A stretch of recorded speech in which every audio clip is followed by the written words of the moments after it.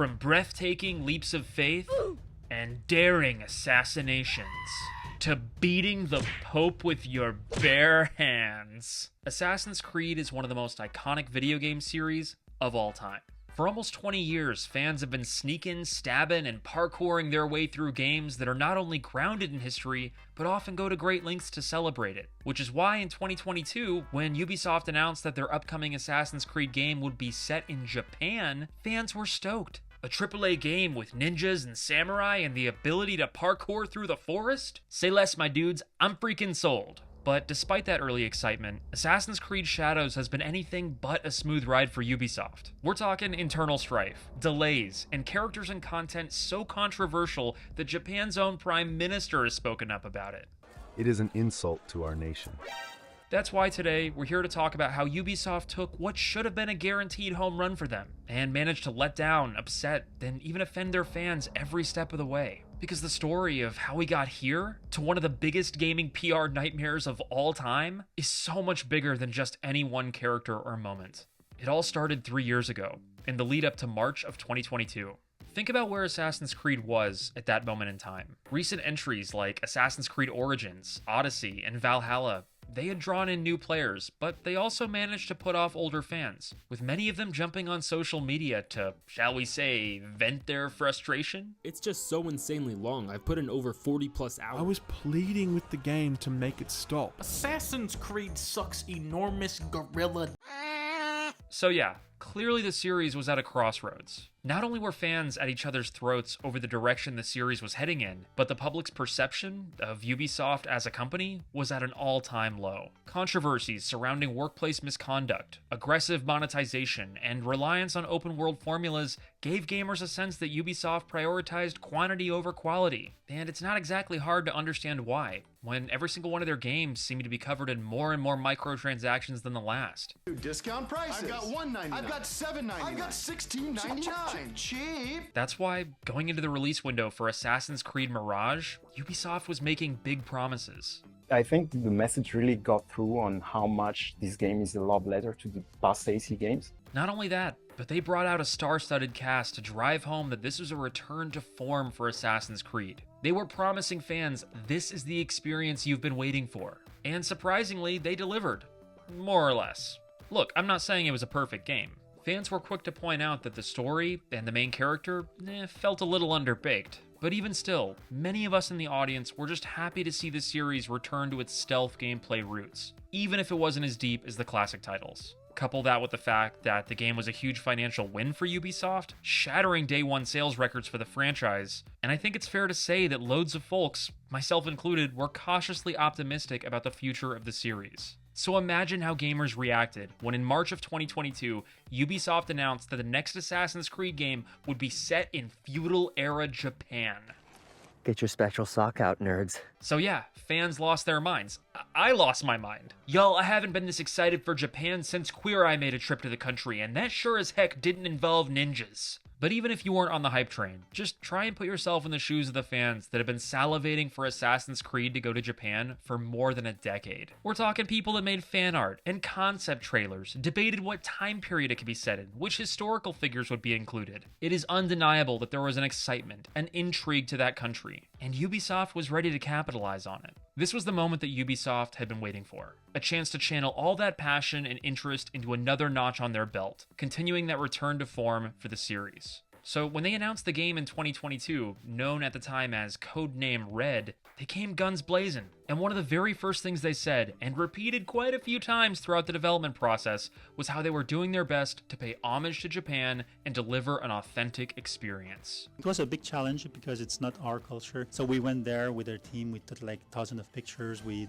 did visit with world-renowned specialists and an expert that still are working with us as today. So on its surface, it seemed like fans had a lot to be excited about. Ubisoft was saying all the right things. And initial reports speculated that one of the game's main protagonists, Yasuke, was actually based on a real figure from Japanese history. But I think we all know where the story's going. And looking back on the project, in hindsight, a lot of those early cracks were there from the start. Warning signs that a lot of passionate fans wanted to dismiss because they wanted the game to be good. Let's take a closer look at one of those first warning signs. A report that came out saying that Ubisoft's own developers didn't want to join the project because leadership had created what workers described as a climate of fear. What, did they get ideas for their employee handbook by watching Severance? Morale shortages can be reversed by reminding your team of what matters most.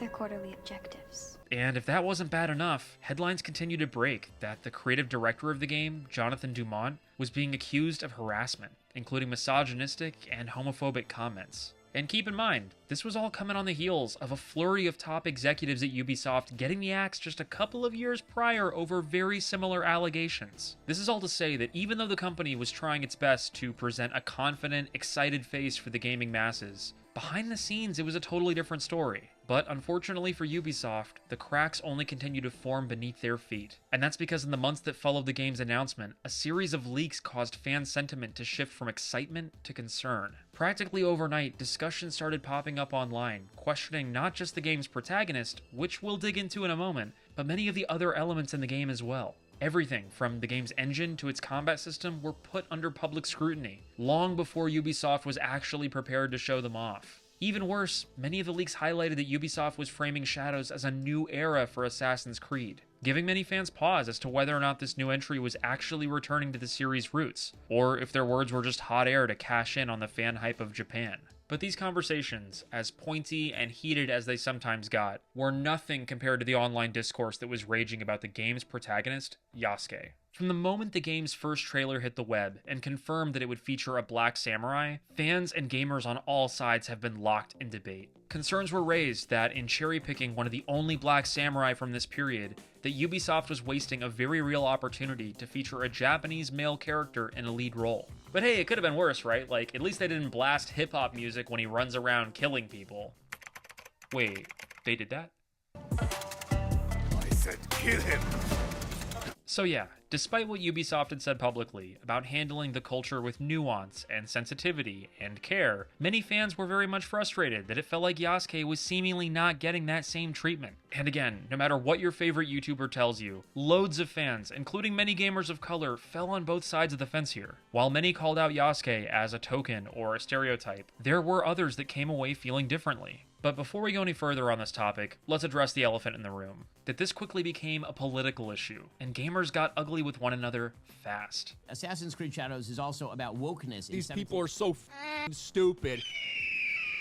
And look, as a fan of the series, as someone that wants good things for Assassin's Creed, I think one of the most frustrating parts of this conversation is that it's incredibly difficult to discuss legitimate concerns about Yasuke's inclusion when many of the loudest voices in the room are completely vile. And just so I don't send any mixed messages here, let me make my stance on Yasuke's critics very clear. If you're out there and you're frustrated that Ubisoft squandered a rare opportunity to represent or even celebrate an East Asian male in a lead role in their game, I think that's pretty valid. The fact is that East Asian men are not often given the leading role in video games. Certainly not in the Assassin's Creed franchise. And this would have been a great moment for a big company like Ubisoft to not only give them that due representation, but to do it in ways that pays homage to Japanese history. It sucks that didn't happen, and honestly, I understand how people can be upset by that. Likewise, here in a bit, we're going to dig into the claims that Ubisoft manipulated the story of Yasuke's life to suit their game's narrative. Those are also definitely valid concerns worth taking seriously. But, and this is a big but, if you're out there and you're mad about Yasuke simply because you can't stand black people, well then I've got news for you.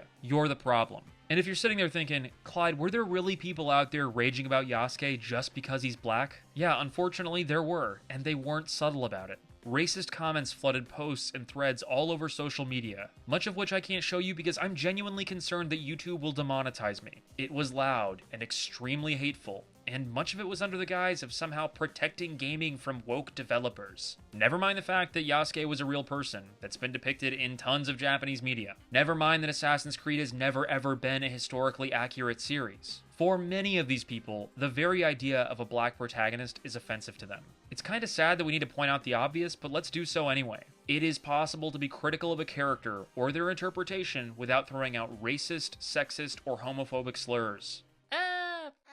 Woke developers ruining gaming!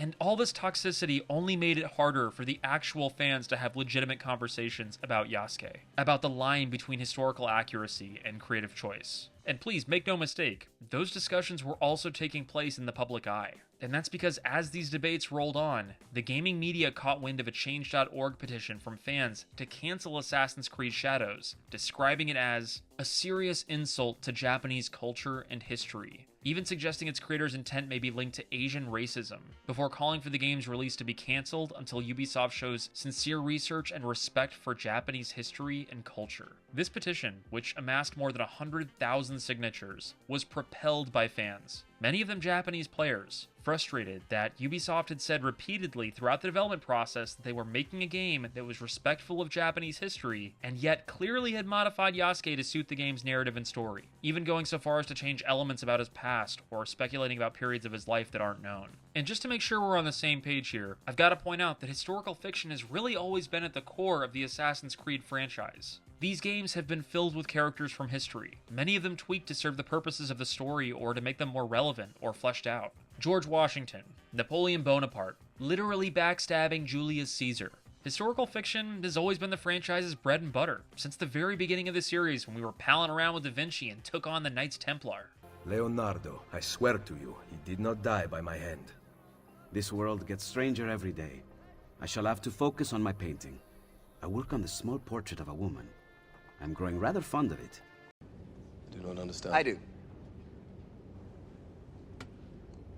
I understood that reference. But devil's advocate, it is also true that Assassin's Creed Shadows represents the first time in the series that we as players get to hop directly into the body of a historical figure and have the opportunity to go on a GTA-style killing spree. I'm gonna give you to the count of 3 to get your lousy, lying, low-down, four-flushing carcass out my door. 1, 2... Merry Christmas, you filthy animal. And look, I'm about to generalize here in my best effort to summarize, but to my eye it looks like a big part of this debate boils down to societal norms. How Japanese people revere and protect their history in ways that Western audiences don't feel the need to. That bird flew the coop a long time ago, and today we have Abraham Lincoln Vampire Hunter. Need I say more? Montage, montage, don't wanna get a DMCA, so I have to sing it myself. Yeah. And while Japanese audiences are definitely capable of laughing at their own history, I suspect that at least some part of this outrage comes down to the fact that a foreign studio had come in, plucked out a known figure from their history books, and was seemingly willing to play fast and loose with their legacy, which is likely why a character like Naoe, a fictional character created solely for the game, didn't get even a tenth of the attention or backlash that Yasuke did. Even still, voices on the other side of the fence pointed out that Yasuke's been depicted in Japanese media many times over the years. He's been featured in video games as far back as Nobunaga's Ambition in 1992, but even more modern titles like Neo and Samurai Warriors have included him. The guy's even had his own Netflix anime series and interpretive dances, and these things didn't cause Japanese fans to have a meltdown. So clearly it wasn't a matter of this character somehow being sacred, but rather the context or his playability. Something in Ubisoft's approach had struck a chord. And again, teasing out what exactly it was proved to be very difficult, when many of the voices in the room were bad actors. And all the while, the media was having a field day. Of course, gaming sites and blogs cover the debates, but even more mainstream outlets like the New York Times got on board. As the temperature in the room continued to rise, the developers themselves became the target of a hate campaign. Several of them even received death threats, and it was clear that the situation was at a fever pitch. Ubisoft had to say something, to defend their employees, to address the historical criticisms, and really to try and convince the gaming public that they were doing this for the right reasons and for the fans. Which is why Ubisoft made two big announcements leading up to the launch window.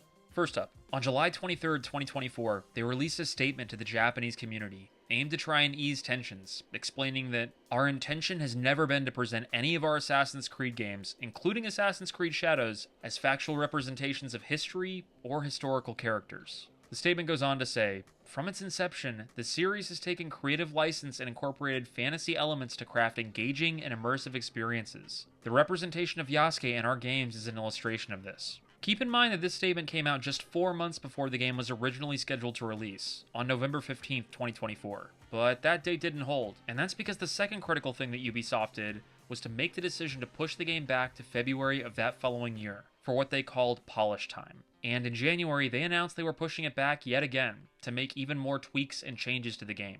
And while we don't know what Ubisoft was doing behind the scenes during this period, one thing we do know is that their PR team went into attack mode to try and convince the gaming masses that they were taking all the feedback seriously. They trotted out the voice actors behind Naoe, Masumi Tsunoda, to speak publicly about her work on the game and many of the Japanese cultural elements that she felt the game really nailed. They also showed off the Codex, the staple of the franchise, and how it would give players deeper insights into the world and history of feudal-era Japan. Promotional videos appeared online, showing what the game might have looked like in the style of Super Sentai or Kamen Rider. And they even took their L and offered apologies for Japanese artwork they'd used without permission. But despite Ubisoft's best efforts to regain trust, whether through cultural consultants or flashy promos or last-minute apologies, it wasn't enough to stop the growing backlash. And as Assassin's Creed Shadows came out, as gamers finally got their hands on it, this controversy somehow had escalated all the way to the highest level of Japan's government. The moment kicked off at a recent conference when Japanese politician and member of the House of Councilors, Hiroyuki Kada, introduced Assassin's Creed Shadows, saying,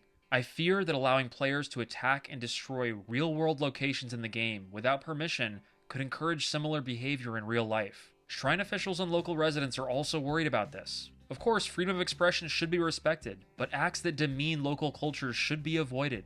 This question prompted Shigeru Ishiba, Japan's Prime Minister, to respond, saying, "Defacing a shrine is out of the question. It is an insult to the nation itself. Respecting the culture and religion of a country is fundamental, and we must make it clear that we will not simply accept acts that disregard them." And y'all, let's just zoom out and appreciate this moment for a second. There have been quite a few doozies of gamer controversies in recent years. We've seen AI threaten jobs, crunch culture, studios implode left, right, and center. But I think it's fair to say when your game offends a country so much that their elected officials are talking about it, you've reached the next level of PR nightmares. Excuse me, sir, the Japanese Prime Minister is on the phone, saying something about how you've deeply offended their, entire country. I see. Could you make me a cup of tea, please, Stephanie?